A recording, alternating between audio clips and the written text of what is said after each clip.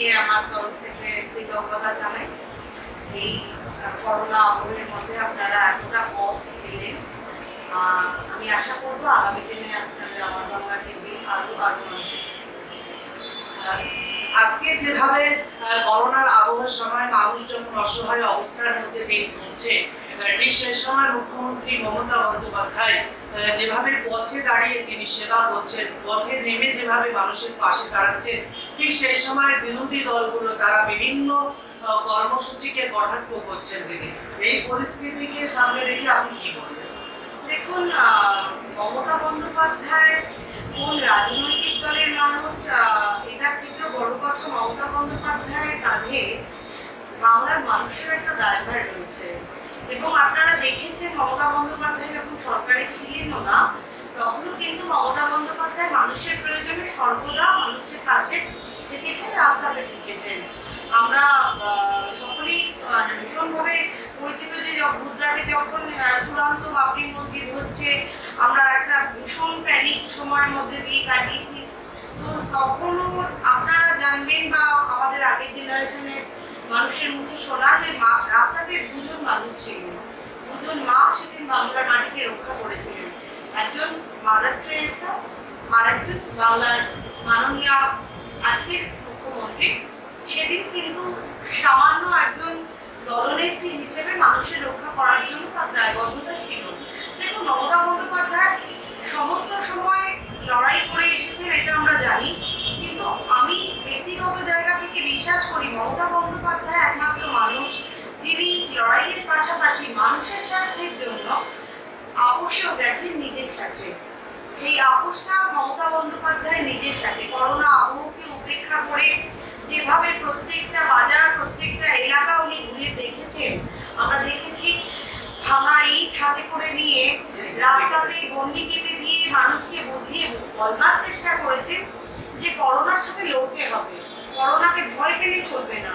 প্রথম দিন থেকেই যখন ভারতবর্ষের প্রধানমন্ত্রী একটা ভয় তৈরি করার চেষ্টা করেছেন, সেই আবহের মধ্যে, সেই পরিস্থিতির মধ্যে বাংলার মুখ্যমন্ত্রী কিন্তু পথে নেমে মানুষকে বার্তা দেওয়ার চেষ্টা করেছেন যে লড়তে হবে, জীবনের যে কোনো পরিস্থিতিতে কিন্তু লড়াইটাকে থামানো যাবে না। আমরা প্রত্যেকেই জানি আমাদের নিত্য প্রয়োজনীয় সমস্ত কিছুর জন্য আমাদের খাওয়ার দাওয়ারের যোগানের প্রয়োজন আছে, আরও বিভিন্ন আনুষঙ্গিক জিনিসের প্রয়োজন আছে। একটা পরিবারের প্রত্যেকটা মানুষকে বেরোতে না হলেও প্রত্যেকটা পরিবার থেকে দু একজন মানুষকে বেরোতে হয়, সেটা লকডাউন পরিস্থিতির মধ্যে হলেও হয়েছে। তিনি যেরকম একজন বাংলার মাননীয় মুখ্যমন্ত্রী হিসেবে আমাদের বিভিন্ন দোকানপাট, বাজার চলবারও ব্যবস্থা রেখেছেন, তেমনি পাশাপাশি লক্ষ্য এটাও রেখেছেন যাতে সেই বাজারে মানুষ হুমড়ি খেয়ে গিয়ে না পড়ে। আপনারা লক্ষ্য করেছেন কিনা জানি না, সকাল থেকে সন্ধে পর্যন্ত যতক্ষণ বাজার খোলার নির্দেশ থাকতো বাজারে মাইকিং করা হতো। সেখানে মমতা বন্দ্যোপাধ্যায়ের ভয়েস সকাল থেকে রিপিটেডলি বাজতে থাকতো যে নির্দিষ্ট দূরত্ব বজায় রাখুন, মাস্ক ব্যবহার করুন, করোনার সাথে লড়তে হবে, আমরা জয় নিশ্চয়ই করবো, কিন্তু কিছু নির্দিষ্ট স্বাস্থ্যবিধি মানার মধ্যে দিয়ে। তো এটাই মমতা বন্দ্যোপাধ্যায়। বলছিলাম, এই যে এই পরিস্থিতিতে দাঁড়িয়ে যুব যে তৃণমূল রয়েছে সেখানে নতুন পদ তিনি পেয়েছেন দেবরাজ দা, তারপরেই আপনি আছেন, তাদের সঙ্গে আপনি ক্লাস করছেন। আপনি শুধু আমি নই, উত্তর চব্বিশ পরগনা জেলা তৃণমূল যুব কংগ্রেস চিরকালই একটা অন্যরকম মাত্রা বহন করে এসেছে। আপনি শুরু সময় থেকে দেখে পরপর বুঝতে পারবেন। আমার ছাত্র রাজনীতির সময় থেকে আমি শিলভদ্র দত্তকে পেয়েছি, অসম্ভব ভালো একজন মানুষ। তারপরে আমি পার্থভৌমিককে দেখেছি। আমি আপনাকে কিভাবে বলবো যে রাজনৈতিক কার্যকলাপে ছাত্রদের ভূমিকা যেরকম কর্মীদেরকে তৈরি করা, কর্মীদেরকে নিয়ে আসা, কারণ ছাত্র রাজনীতিতে একটা আবেগ থাকে, কিন্তু যুব রাজনীতি কি কর্মীদেরকে ঘষে মেজে নেতাতে পরিণত করে। তাই সেই নেতা তৈরি, একটা পরিণত নেতা হওয়ার মানে ছাত্র রাজনীতি থেকে মানুষের একটা আবেগ থাকে।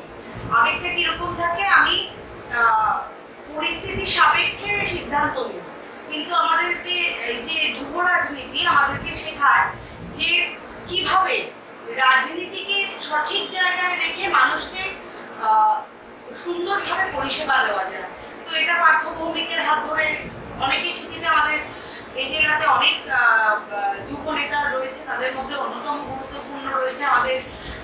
এই জেলার প্রাক্তন ছাত্রের সভাপতি সঞ্জয় রাহা, রয়েছে জয়দীপ দাস, রয়েছে আমাদের অভিজিৎ নন্দী থেকে শুরু করে ডাম্পি মণ্ডল, এক ঝাঁপ, মানে কাকে ছেড়ে কাকে দেখবেন, প্রত্যেকেই যোগ্য। আর সেই যোগ্য নেতাদেরকে একজন নেতা যখন বেছে দিতে হয়, সেটা খুব কঠিন কাজ হয়। আমি এক্ষেত্রে ধন্যবাদ জানাবো, কৃতজ্ঞতা জানাবো আমাদের বাংলার মাননীয় সাংসদ, ডায়মন্ড হারবারের সাংসদ অভিষেক ব্যানার্জি, আমাদের যুব তৃণমূল কংগ্রেসের সভাপতি, মাননীয় সভাপতি। শুধু তাই নয়, ছাত্র যুব নয়নের মণি যাকে বলে, এক কথায় অনবদ্য একটা সিদ্ধান্ত। এমন বিনয়ী, এমন পরিশ্রমী, এমন সুযোগ্য নেতা আমি বিশ্বাস করি আগামী 2021-এর লড়াইকে অসম্ভব সংঘবদ্ধ করে লড়তে তোকে সাহায্য করবে। এই যে যুব শক্তি, তারপরে আপনি ছাত্র রাজনীতিতে হঠাৎ করে যে পরিবর্তন, উত্তর 24 পরগনা জেলায় এটা কিসের পরিবর্তন হয়েছে? কি আপনার নতুন করে সাজানো? না, নতুন করে সাজানো আমি বলবো না। দেখুন, প্রত্যেকটা জায়গা একটা নির্দিষ্ট নিয়মের মধ্যে দিয়ে চলে। আমাদের যদি জীবনে নিয়মানুবর্তিতা না থাকে, তাহলে আমরা কেউ এগোতে পারি না। আমি চিরকালই ছাত্রের সভাপতি থাকবো, তাহলে আমার পরের যে জেনারেশনরা উঠবে তাদের মধ্যে, দেখুন, রাজনীতি করলে রাজনৈতিক খিদে থাকবে। একটা মানুষ যখন রাজনীতি করা শুরু করে, তখন মানুষকে ভালোবাসতে বাসতে তার পথ চলা শুরু হয়, মানুষকে পরিষেবা দেওয়ার খিদে থেকে শুরু হয়। কিন্তু আগামী দিনে সেই কাজটাকে আরো ভালো করে করবার জন্য তার একটা আপলিফমেন্ট প্রয়োজন হয়, তার একটা পরিচিতির প্রয়োজন হয়। সেই পরিচিতি পাওয়ার যদি কারোর ইচ্ছে থাকে, আকাঙ্ক্ষা থাকে, সেটা অন্যান্য। তাই আমার হাত ধরে যে ছাত্র রাজনীতিতে এসেছিল, সে আগামী দিনে ছাত্র নেতা বা সভাপতি হওয়ার আশা রাখবে, এটাকে মেনে নিয়েই রাজনীতিটা করা উচিত। আমি বেরিয়ে এসেছি বলেই অন্যরা সুযোগ পেয়েছে। আবার এখানে যারা যুবতে ছিলেন, আমি যেরকম বলছি শ্রীভদ্র দত্ত বা পাঠভৌমিকের কথা, এরা প্রত্যেকেই মাননীয় বিধায়ক, তারপরেও এরা যুবর দায়িত্ব সামলেছেন। কিন্তু দেবরাতার ক্ষেত্রে আমরা দেখতে পেয়েছি কোনো বিধায়ক নয়, উনি আমাদের বিধাননগর পৌর নিগমের CIC, মেয়র পরিষদ সদস্য, কিন্তু তার পাশাপাশি যুবর দায়িত্ব দেওয়া হচ্ছে। দেখুন, একজন এগোবে, তারপরে জেনারেশনটা উঠবে, তাই এগোনোটা জরুরি। কাউকে এগিয়ে দেওয়া মানে কিন্তু তাকে সরিয়ে দেওয়া না। মানে এটাকে আমরা অন্যভাবে ব্যাখ্যা করলে আমার মনে হয় 21টা আরো সুন্দর হবে। যারা সরেছে তাদের আরো বড় দায়িত্ব কাঁধে নিতে হয়েছে, এটাই নিয়ম। আপনি পারিবারিক জীবনেও দেখবেন যে বাড়ির বড়রা যখন বয়স্ক হয়, তখন ছোটরা দায়িত্ব নেয়। তার মানে কখনো এটা নয় যে যারা বড় ছিলেন তাদের ক্ষমতা খর্ব করে দেওয়া হয়েছে বা কিছু, তাদের ডিসিশন আমরা নিই, পাশে থেকে তাকে সাপোর্ট করি। এবং হ্যাঁ, তাদের এক্সপিরিয়েন্স আমাদের চলার পথে সব থেকে বড় হাতিয়ার, শক্তি যাকে বলে। কারণ তারা জানে যে আমরা যে পথটায় চলছি, সে পথে কোথায় গাড্ডা আছে, কোথায় সে পথটা মসৃণ, কোথায় সে পথের আশপাশটা আমাদের লক্ষ্য রেখে পার হতে হবে। তো তারা আমাদেরকে, মানে অভিভাবকহীন হয়ে বাঁচার কোনো যুক্তি হয় না। তাই ক্ষমতা খর্ব করা এটা একটা ভুল শব্দ। নতুন করে সাজানো নয়, নতুনদেরকে এগিয়ে দেবো। এই যে সামনে 21-এ নির্বাচন, এটা কঠিন লড়াই বলে মনে করছে যে যুব শক্তি আবার নতুন করে তৈরি করছে, এটা কি কঠিন লড়াই মনে করছেন আপনারা? যুব শক্তির নতুন তৈরি, এটা একটা ভ্রান্ত ধারণা। যুব শক্তির টার্মটাকে আমি আগেও একটা জায়গায় বলছিলাম, সেদিন বাংলার পর্বকে বলেছি আমি, যে যুব শক্তি এটা একটা বাঙালির মনন শক্তি। আমরা যারা বাঙালি, হিন্দু, মুসলিম, শিখ, ঈসাই, জৈন, পার্সি নির্বিশেষে আমরা স্বামী বিবেকানন্দকে মানি। আমরা স্বামীজির মনোভাব, স্বামীজির দেখানো পথ দিয়ে অনেকটা পথ পেরিয়ে এসেছি, এবং আগামী পথটাও শ্রী শ্রী ঠাকুর, সারদা মা, এদের সমস্ত রকমের যে বাণী আছে, এদের যে নীতি আছে, সেগুলোকে আমরা ধরে এগোবো। তো যুব শক্তি সেখান থেকে আসা একটা ধারণা। আমরা সকলেই জানি যে একটা সমাজ ব্যবস্থায় যুবকরা, যুবতীরা, তারাই কিন্তু সেই সমাজের মেরুদণ্ড। সেই মেরুদণ্ডটাকে আমি একটা যদি সম্মান দিই, আমি যদি একটা নামকরণের মধ্যে দিয়ে তাদেরকে আরো অনেকটা এগিয়ে যাওয়ার জন্য মানসিক শক্তি যোগাই, তো এটা নতুন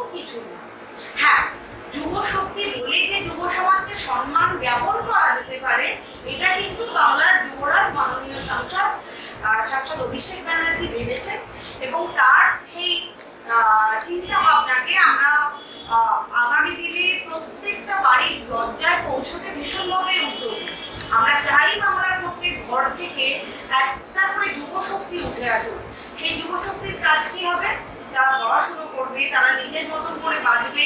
এই বাংলার সমস্ত রকম পরিষেবা তাদের জন্য রয়েছে, কিন্তু তাদের দায়িত্ব তার এলাকার প্রত্যেকটা মানুষকে সুন্দর করে পরিষেবা দেওয়া। কি পরিষেবা আপনি প্রশ্ন করতে পারেন? আমার মনে হয় এই যে করোনা পরিস্থিতিতে বিভিন্ন জায়গায় শিক্ষা অশিক্ষা যে কোনো ভ্রান্ত ধারণা বা আমাদের ভুল বোঝাবুঝির কারণে করোনা আক্রান্ত পরিবারের সাথে কোথাও কোথাও অন্যায় হচ্ছে, কোথাও কোথাও তাদের দেখভাল এলাকার মানুষ সুন্দরভাবে করছে। কিন্তু এই করোনা পরিস্থিতিতে যাদের সাথে অন্যায় হচ্ছে, মাননীয় সংসদের নির্দেশ হচ্ছে সেই এলাকাতে যুব শক্তির ছেলেমেয়েরা সেই পরিবারগুলোর দায়িত্ব নেবে। কিরকম দায়িত্ব নেবে? তাদের একটা অ্যাম্বুলেন্সের প্রয়োজন হলে আমরা তাদেরকে সাহায্য করব, তাদের বাড়িতে বাজার পৌঁছে দেওয়ার কেউ না থাকলে আমরা তাদেরকে সাহায্য করব। দেখুন, আপনাকে তো মানতেই হবে যে প্রত্যেকটা এলাকার কাউন্সিলর আছে, প্রত্যেকটা ব্লকে, প্রত্যেকটা পঞ্চায়েতে আমাদের একজন প্রধান আছে, সমিতির সদস্য আছে, পঞ্চায়েতের পরিষদ আছে।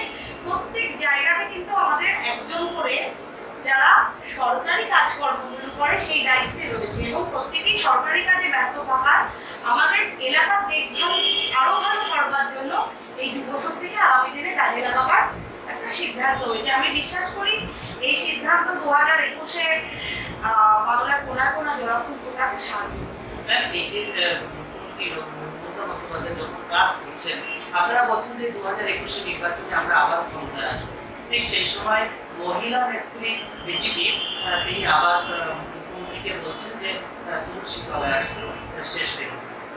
মুখ্যমন্ত্রী মমতা বন্দ্যোপাধ্যায় 2021 নির্বাচনে 27 তারিখে তার শেষ, 28 তারিখে আমরা মুখ্যমন্ত্রী ঘোষণা করবো। এটা কোন চোখে দেখছে? এটাকে চোখে দেখছি না, আমি শুধু বলবো এমন স্বপ্ন আমি দেখেছিলাম 2016 যখন নির্বাচন হলো। বাংলা থেকে বেশ কিছু লোকজন ভেবে নিয়েছিলেন যে তাদের মধ্যে কেউ কেউ মুখ্যমন্ত্রী হয়ে গেছেন, কেউ বড় কপালে একটা ঠিক করে ভেবে নিয়েছিলেন সে চাঁদে পৌঁছে গেছে। কিন্তু নির্বাচনের পরের দিকে আমরা সূর্যকান্ত মিশ্র, যিনি মুখ্যমন্ত্রী প্রজেক্ট ছিল, তাকেও দেখতে পাইনি। যিনি কপালে একটি বড় করে টিপ করে হাতলা মোড়ে দাঁড়িয়ে মমতা বন্দ্যোপাধ্যায়কে সমালোচিত করেছিল, সেই দীপা দাস মুন্সি, মানে মাননীয় দীপা দাস মুন্সিকে আমার মনে হয় না করোনা আবহে আমরা কোথাও দেখতে পেরেছি। যখন কেন্দ্রীয় সরকার নোটবন্দিকরণ করলো তখন কোথাও দেখতে পেরেছি। আমার মনে পড়ে না যে তারপরে যখন আমরা এই বিভিন্ন আমফান পরিস্থিতি দেখলাম তখন দেখতে পেয়েছি। আমরা বাংলাকে যাকে দিবা রাত্রি বাংলার পাহারাদার হিসেবে বাংলার মাটিতে দেখতে পাই তার নাম মমতা বন্দ্যোপাধ্যায়। তাই আপনি যে ভদ্রমহিলার কথা বললেন, আমি যতদূর জানি ভদ্রমহিলার নাম মাহফুজা খাতুন, তিনি মাননীয় সহ সভাপতি বিজেপি মহিলা মোর্চার, আমি ঠিক বলছি হয়তো, তো উনি বলেছেন তুলসীতলায় যাওয়ার কথা। আমি মাননীয় সহ সভাপতিকে তার যথাস্থানে সম্মান জানিয়েই বলছি, দেখুন আমাদের মাননীয় মুখ্যমন্ত্রী বলেন যে ধর্ম যার যার, উৎসব সবার। ধর্ম যার যার, তাই আপনার ধর্ম সম্পর্কে আপনি জানবেন এবং আমার ধর্ম সম্পর্কে আমি জানবো, সেটাই স্বাভাবিক। ওনার হয়তো জানা নেই যে আমরা তুলসীতলায় প্রত্যেক দিন গিয়ে থেকে থাকি। সন্ধ্যেবেলায় তুলসীতলায় গিয়ে একটা প্রদীপ জেলে সংসারের মঙ্গল কামনা, পরিবারের মঙ্গল কামনা, সমাজের মঙ্গল কামনা, এর বড় দায়বদ্ধতা হিন্দু সমাজের প্রত্যেক মেয়ের জন্য। তাই তুলসীতলায় শেষ মুহূর্তে যায় এই ধারণা মাহফুজা খাতুনের অত্যন্ত ভুল ধারণা।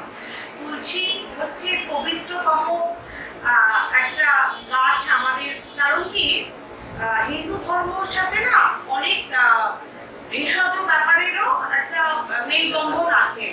তুলসীকে আমরা এই কারণেই মানে দেবতার আসলে জায়গা দিই। তুলসী হচ্ছে আমাদের অত্যন্ত দামি একটা ভেষজ। বিভিন্ন রোগ, সর্দি, কাশি এছাড়াও পরিবেশে প্রচুর পরিমাণে অক্সিজেনের যোগান হয় তুলসী গাছ থেকে। মানে এটা হয়তো অনেকেরই জানা নেই। ওজোন গ্যাস যে ওজোন হোল তৈরি হয়েছিল তখন কিন্তু বিজ্ঞানীরা তুলসী গাছ পোতার দিকে জোর দিয়েছিলেন, কারণ তুলসী গাছ যে পরিমাণে অক্সিজেন প্রোডাকশন করে সেটা অন্য গাছ সে তুলনায় অনেক কম। দেখো, তুলসী গাছ নিয়ে আলোচনা করলে বিস্তারিত আলোচনা যেতে হবে। আমি ওনাকে জানাতে চাই যে হ্যাঁ, আমরা তুলসী গাছ তলায় যাই এবং এর জন্য আমরা গর্বিত, লজ্জিত নই। তুলসী তলায় যাওয়া মানে শেষ যাত্রায় অংশগ্রহণ করা না। মাহফুজা খাতুনরা আসবেন, যাবেন। এই বাংলার সেই স্বাধীনতা আজ প্রতিষ্ঠিত মমতা বন্দ্যোপাধ্যায়ের হাত ধরে, যেখানে দাঁড়িয়ে মমতা বন্দ্যোপাধ্যায়ের বিরুদ্ধে অন্য দল নিজের স্বাধীনতাকে সামনে রেখে পতাকা লাগাতে পারেন, যেখানে দাঁড়িয়ে মমতা বন্দ্যোপাধ্যায়কে কুচ্ছাচারণা করা যায়, যেখানে দাঁড়িয়ে মমতা বন্দ্যোপাধ্যায়ের বিরোধিতা করা যায়। এবং বিশ্বাস করুন, আপনারা যখন সেই বিরোধিতা করেন, সেই কুচ্ছাচারণা করেন, আমরা তৃণমূল কংগ্রেসের কর্মীরা ভীষণ গর্বিত হই, এক প্রকার আনন্দিত হই। কারণ এটাই সেই স্বাধীনতা, যেই স্বাধীনতার কথা মমতা বন্দ্যোপাধ্যায় বলেছিলেন। মমতা বন্দ্যোপাধ্যায় বাংলার মানুষকে আজকে দিনের স্বপ্ন দেখিয়েছিলেন না। আপনাদের মনে নেই, দীর্ঘ 34 বছরের লড়াইয়ে যখন বঙ্গ বিজেপি এই বাংলার মাটিতে ছিল না, বাংলার মাটি দিবারাত্র আগে ছিলেন যিনি, তার নাম মমতা বন্দ্যোপাধ্যায়। 34 বছরে সিপিএম এর সাথে লড়তে গিয়ে মমতা বন্দ্যোপাধ্যায় বাংলার মানুষকে যে একটা স্বপ্ন দেখিয়েছিল, তার নাম স্বাধীনতা। তাই সেই স্বাধীনতা আমরা প্রতিষ্ঠিত করতে পেরেছি। মাহফুজা খাতুনদের কথাতে আজ প্রতিষ্ঠিত, দিলীপ ঘোষদের মন্তব্যে সেটা মানুষের কাছে ভীষণভাবে পৌঁছে গেছে যে বাংলার মাটিতে দাঁড়িয়ে বাংলার মুখ্যমন্ত্রীকে যাতা বলবার পরেও পরদিন সকালবেলায় উঠে চা খেতে খেতে প্রাণায়াম করা যায়। মমতা বন্দ্যোপাধ্যায় তৈরি করা ইকো পার্কে দাঁড়িয়ে যোগব্যায়াম করে যোগব্যায়াম দিবস, যোগা দিবস পালন করা যায়। এটাই তো স্বাধীনতা, এটাই তো গণতন্ত্র। আর আমরা এই গণতন্ত্রের কথাই তো বলি, এই গণতন্ত্রের স্বপ্ন তো দেখি। 2021 নির্বাচন, 21 নির্বাচনকে সামনে রেখে কি কি অ্যাডভান্টেজ আপনারা নিয়ে আসছেন? দেখুন, অ্যাডভান্টেজ কি দেওয়া হবে এটা তো সময় বলবে। আমি শুধু মানুষকে আবেদন জানাবো, কারণ বিশ্বাস করুন, আমরা বিশ্বাস করি এই বাংলার প্রত্যেক কটা মানুষ আমাদের কাছে গণদেবতার মতো। আমরা যেরকম ধর্ম মানি, আমরা সেই ধর্মের কথা বলি যে ধর্ম মানুষের সেবা শেখায়, যে ধর্মের কথা শ্রী ঠাকুর বলেছেন, যে ধর্মের কথা স্বামীজি বলেছেন, সেই ধর্মে মমতা বন্দ্যোপাধ্যায় বিশ্বাসী। মাদারের মতন জীবনযাপন করে।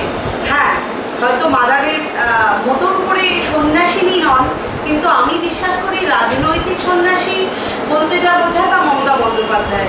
তাই এই বাংলার মাটিতে দাঁড়িয়ে আপনাদের কাছে আমাদের প্রশ্ন রইল, নিজের বিবেকের কাছে প্রশ্ন করবেন, আপনার বাড়ির সামনের যে পাকা রাস্তা সেটা মমতা বন্দ্যোপাধ্যায় উন্নয়ন কিনা। আপনার বাড়ির সামনের যে হাইমাস আলো, আপনি বিবেককে প্রশ্ন করবেন সেটা মমতা বন্দ্যোপাধ্যায়ের উন্নয়ন কিনা। সময় মতন জল পাচ্ছেন, নিজের বিবেককে প্রশ্ন করুন সেটা মমতা বন্দ্যোপাধ্যায়ের উন্নয়ন কিনা। আপনি যদি শিক্ষক হয়ে থেকে থাকেন, মাসের 1 তারিখে আপনার অ্যাকাউন্টে মাইনে ঢুকে যাচ্ছেন, নিজের মনকে প্রশ্ন করুন এটা মমতা বন্দ্যোপাধ্যায়ের পরিষেবা কিনা। আপনি কেরলের দিকে তাকিয়ে দেখুন, আপনি ত্রিপুরার দিকে তাকিয়ে দেখুন, 25% থেকে অর্ধেক পর্যন্ত সরকারি চাকরিজীবীদের মাইনে কেটে নেওয়া হচ্ছে। হ্যাঁ, আপনি বাংলায় রয়েছেন তাই আপনার মাইনের 1 টাকাও আপনার সরকার কেটে নিচ্ছে না। আপনি নিজেকে প্রশ্ন করুন এটা মমতা বন্দ্যোপাধ্যায়ের উন্নয়ন কিনা। আমরা গণতন্ত্রে বিশ্বাস করি, আমরা আপনাদের উপরে বিশ্বাস করি, আর আমরা বিশ্বাস করি যে কি দিতে পারবো এটা মানুষ আমাদেরকে বলবে, কারণ কি দিয়েছি সেটা মানুষের সামনে। তাই আগামী 2021-এর নির্বাচন বাংলার মানুষ কি পেয়েছে তার উপরে হবে, কি পাবে সেটা তো মানুষ যখন মানুষের দায়িত্ব আমাদের হাতে অর্পণ করবে তারপরে নিশ্চয়ই দল নির্ধারণ করবে। মমতা বন্দ্যোপাধ্যায় কারোর ঋণ রাখেন না। আপনাদের একটা ভোটের ঋণ মমতা বন্দ্যোপাধ্যায় দ্বিগুণ করে আপনাদেরকে ফিরিয়ে দেবেন, এই বিশ্বাস রাখি আমরা। 2021 নির্বাচন কি সবথেকে কঠিন লড়াই বলে মনে করছেন? দেখুন, কঠিন হতে পারে, কঠিন মানেই অসম্ভব এমন নয়। কঠিন এই কারণেই, কারণ আমরা যারা বাংলায় বসবাস করি তারা একসাথে অনেক ধর্মের মানুষ একটা আধারের মধ্যে রয়েছি। আমরা একাধারে হিন্দু, একাধারে মুসলিম, একাধারে জৈন, একাধারে পার্সি, একাধারে ঈসাই, আমরা প্রতি দুর্বলতা রয়েছে, সেটা কিন্তু অন্যায় নয়। কিন্তু বাংলার মাটিতে যারা ধর্মকে অস্ত্র হিসেবে লড়াই করতে নেমেছে, আমি বলবো তাদের চরিত্র বিশ্লেষণ করবে। একদিকে আপনি যখন অস্ত্রের কথা বললেন, ঠিক অন্যদিকে দেখেছি আমরা যে ধর্ম একদিকে, রাজনীতি একদিকে, অন্যান্য সম্প্রদায়, মুসলিম সম্প্রদায়ের মধ্যে আমরা দেখেছি তারা নতুন নতুন পার্টিকে মেইন পার্টি বলেন বা অন্যান্য কেউ বলেন, তারা আবার এই বাংলার দিকে রাজনীতি করার চেষ্টা করছে, মুখ্যমন্ত্রীর বিরুদ্ধে উচ্চার রচনা করছে। আপনি শুনুন, ভাইজানরা অবশ্যই ভালো অভিনেতা হন। আমরা আমাদের ভারতবর্ষের একজন ভাইজানকে চিনি, যিনি সলমান খান। তারপরে আমি কারোর কোনো ব্যক্তিগত ধর্ম অনুরাগকে ধাক্কা না দিয়ে বলতে পারি, যদি পীরজাদা হয় তাহলে ভাইজান হয় না। পীরজাদা মর্যাদা রক্ষা করা একজন পীরজাদা পুত্রের সবথেকে বড় দায়িত্ব। তাই আমি প্রশ্ন রাখতে চাই সেই মানুষগুলোর প্রতি যারা ভাইজানকে আমি কিন্তু আবারও বলছি, পীরজাদাকে সামনে রেখে নয়, ভাইজানকে সামনে রেখে যারা রাস্তা অবরোধ করলেন, যারা মানুষের ওপরে চড়াও হলেন, ইট ছুড়লেন, পাথর ছুড়লেন, তাদেরকে বলবো যে একবার নিজেকে প্রশ্ন করে দেখুন, এই বাংলার মাটিতে সংখ্যালঘু উন্নয়নে কি কি পরিষেবা আপনাদের কাছে পৌঁছয়নি। আপনারা কেমন ছিলেন, আজ কেমন আছেন। আপনাদেরকে আমরা বলবো যে ভাইজানকে দেখবেন না, দেখুন আমাদের সেই সমস্ত হজ হাউসগুলো যেগুলো IITর জন্য পরীক্ষার্থীদের উদ্দেশ্যে খুলে দেওয়া হয়েছে। ধর্মের দুটো দিক হয়, ধর্ম মানে যা ধারণ করি আমরা, আমাদের ধর্ম সেটাই যেটা আমরা ধারণ করে বেঁচে থাকি। একজন চাষির ধর্ম চাষ করা, একজন শ্রমিকের ধর্ম তার শ্রম, একজন শিক্ষকের ধর্ম শিক্ষা দান করা, একজন পীরজাদার ধর্ম মানুষকে মানুষ হিসেবে বেঁচে থাকার শিক্ষা প্রদান করা।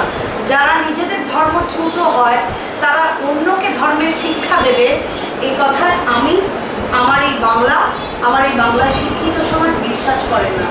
মমতা বন্দ্যোপাধ্যায় বিরোধিতা তো করতেই পারে, আমি আগেই তো আপনাকে বললাম যে সেই বিরোধিতা করার স্বাধীনতা মমতা বন্দ্যোপাধ্যায় নিজে প্রতিষ্ঠিত করেছে, তাই সেই বিরোধিতা নিয়ে আমরা ভাবি।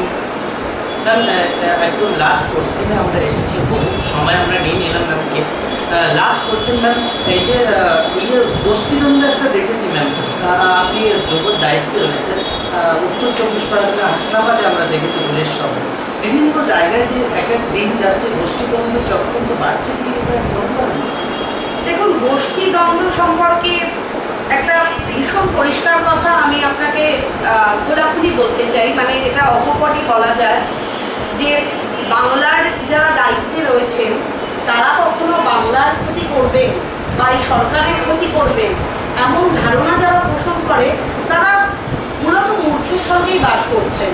কারণ আমার দলের একজন কর্মীকে কোনোভাবে আঘাত করে আমি আমার দলের তো কোনো উপকার করছি না। তাই কোনো সরকার চলছে বা কোনো দল চলছে, সেই দল যারা পরিচালনা করে তারা কাউকে কারোর সাথে লড়তে শেখায় না, শেখায় কি? এখন আমফানের টাকা এদিক থেকে ওদিক যারা করেছে, একটা লোকালে একটা বিজেপির নেতা তার বাড়ি ভেঙে গেছে, দুদিকে 3 দিকের ছবি তুলে সে টাকা তুলেছে, তার পাশের বাড়ির লোক এটার বিরোধিতা করতে গিয়ে তার সাথে ব্যক্তিগত ঝগড়ায় জড়িয়ে পড়েছে। আপনি যদি সেটাকে দলীয় ঝগড়া বলে প্রতিষ্ঠিত করেন তাহলে সেটা দলের নয়, আপনার দায়। আপনাকে বুঝতে হবে, আপনি যদি বাংলার মানুষের সামনে দাঁড়িয়ে ব্যক্তিগত স্বার্থ চরিতার্থ করেন, আপনার দায় আপনাকে নিতে হবে, তাই না? ব্যক্তিগত স্বার্থ চরিতার্থ করতে গিয়ে আপনি যদি এলাকায় 10 জন শত্রু বানিয়ে ফেলেন এবং আপনি যদি এটা ধারণা পোষণ করেন যে আপনি দল করছেন বলে আপনার সেই শত্রুদেরকে দল নিজস্ব শত্রু মনে করবে, এটা কিন্তু সম্ভব নয়। দলের দায়িত্ব প্রত্যেক কটা মানুষকে জায়গা দেওয়া। আপনি কি এটা বলতে পারেন যে মা শারদা বলেছিলেন যে দরিদ্র, মূর্খ, অচ্ছুত, অস্পৃশ্য, মানে এই সমস্ত জাতি সম্প্রদায়ের সকলে আমার সন্তান, তাই বলে যে যেখানে চুরি করবে সবাই বলবে ওদের মায়ের শিক্ষা। মা সারদার শিক্ষা কিন্তু খারাপ নয়, শ্রী শ্রী সারদা মা শিক্ষা ভালো দিয়েছে, কিন্তু শ্রী শ্রী সারদা মায়ের ওই একটা বাণীকে নির্ভর করে যারা নিজেদের ব্যক্তিগত ঝগড়াকে কোনো জায়গায় দাঁড় করাতে চাইছে, দোষটা তাদের। তাই আমরা বলবো যে দল করুন দলের মতন করে। অবশ্যই যদি আপনার সাথে কোনো অন্যায় হয়, লোকালে ধর্মের নিরিখে বিভিন্ন লড়াই হচ্ছে, আমরা জানি দলিত সম্প্রদায়ের ওপরে অত্যাচার হচ্ছে, সেখানে যদি কোনোভাবে আমাদের দলীয় কোনো কর্মী লড়াই দিতে যায় বা কোনোভাবে আটকাতে যায়, সেখানে সে ক্ষতিগ্রস্ত হচ্ছে এবং সেটাকে চালিয়ে দেওয়া হচ্ছে দলীয় গোষ্ঠী কন্দল বলে, এগুলো প্রশ্রয় দেওয়া হবে না। বাংলার মাটিতে তৃণমূল কংগ্রেসের কর্মী কেন, কোনো রাজনৈতিক দলের কোনো কর্মী কোনোভাবে ক্ষতিগ্রস্ত হবে, এটা বাংলার মাননীয় মুখ্যমন্ত্রীর লক্ষ্য না। আমরা প্রত্যেককে সমান চোখে এবং সমানভাবে দেখি, এটা বিগত দিনেও প্রমাণিত, আগামী দিনেও আপনারা প্রমাণ পাবেন। বন্ধুরা, আমরা কথা বলছিলাম, একদম অনেকটা সময় আমরা নিয়ে ফেলেছি পারমিতা সেনের কাছ থেকে। বিভিন্ন কর্মসূচির কথা তিনি বলেছেন, বিভিন্ন কথা তিনি বলেছেন মুখ্যমন্ত্রী মমতা বন্দ্যোপাধ্যায় আবার তিনি এই আসনে বসবেন। মুখ্যমন্ত্রী মমতা বন্দ্যোপাধ্যায় 2021 নির্বাচনের পরে আবার কয়েক সংখ্যা 20 সংখ্যাগরিষ্ঠ পেয়ে আবার ক্ষমতায় আসবেন, কারণ তার কাজ, তার নীতি সমস্তটাই মানুষ পছন্দ করে। আর এই এলাকায় বিজেপি যেভাবে ধর্ম নিয়ে রাজনীতি করছে, এটা কোনোদিন